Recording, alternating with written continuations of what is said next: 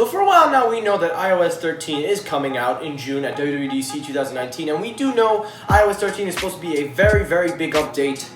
Well, apparently it looks like I was right about that, but for the substantially different product we were thinking of. Because according to the news, iOS 13 is going to be big, but for the iPad. Yeah.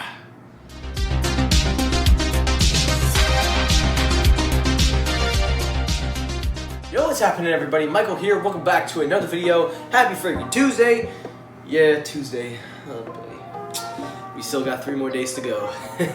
Welcome back, everybody. And today we've got some interesting news and stuff. As I said, welcome back. Also, we're going by our new show name, Welcome to Technoid. So starting first news up on the block, we're going to get right into Android before we go back to iOS.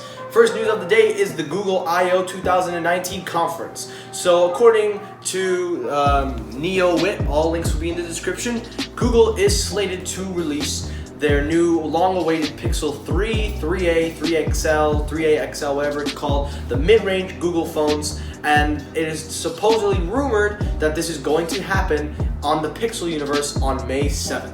Now, the screenshot you see above is the full image of what the teaser shows, and it says help is on the way. So what do I think of this? So according to this, I think honestly Google understands that they really messed up with the 3XL because that was just a hideous phone, and I think that they learned from their mistakes and they see a potential for the market in the terms of trying to get a mid-range phone. Now, I applaud Google because Google is trying to keep phones from the $1,000 mark, unless of course you buy the XL. But if we look at the market as a structure and whole of all smartphones, a majority of the flagship devices are crossing the $1,000 mark. And unfortunately, it looks like that's not going to die down anytime soon. So unfortunately, we have caused a trend that is going to stay for a while. But at least some smartphone makers are working on a way to make these phones worth the $1,000 price tag. Apple, you've still got a long way to go before you convince me otherwise, but still, that also goes for Samsung, not just Apple. I have to be fair, because Samsung, you may have a great display, reverse wireless charging, but it's going to take a lot more than that to switch me over to spend another $1,000, just saying. But according to this, they are rumored the 3A will be the mid-range smartphone, which will have a Snapdragon 670 with 4 GB of RAM and 64 GB of external storage. Now, personally, like I said, I'm not a big Google Pixel user. I am just more of an iPhone user, but I am interested in the Pixel lineup. And if they do the Galaxy design look for the Pixel and with the dual camera or a triple camera setup, whatever they choose to do, I may consider picking that up instead of the Galaxy because Google Pixels have a great camera and I think I love their cameras a lot, so I'm just putting that out there right now. So that's story number 1 of the day. Now, next up is iOS 13. Now, let's break it down. So according to the Register, iOS 13 leaks suggest that Apple is finally going to unleash the iPad as a computer. So, it looks like it might happen. Now, keep in mind, this is all a rumor. This is not 100% confirmed.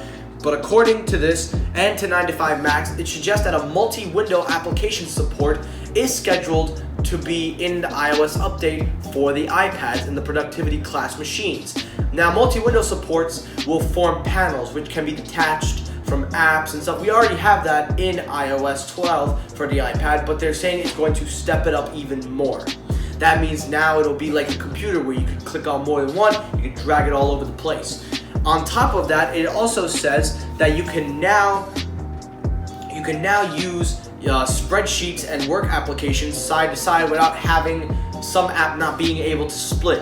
And on top of that, the Apple's A chip will also be ready and handle all this power. And to me, this is something very, very good, and I'm going to tell you why.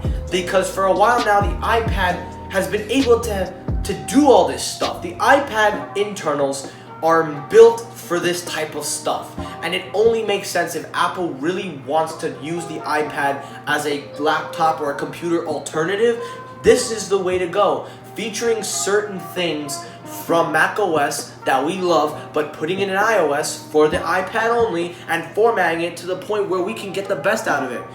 Also included, the site notes that Safari will automatically have a desktop version of a website when necessary. Now keep that in mind. So that means you will get a desktop display style web page for certain applications. So these little things are going to help make the iPad more of a laptop replacement. This is stuff you want to see. So for example, if I was to take my mom's 2017 iPad, this little thing can turn into a laptop, because with the update, it'll bring the support. All she needs is a Bluetooth keyboard and you're pretty much good to go. Now, again, depending on any iPad you get, it looks like this update will support for everyone except some older ones.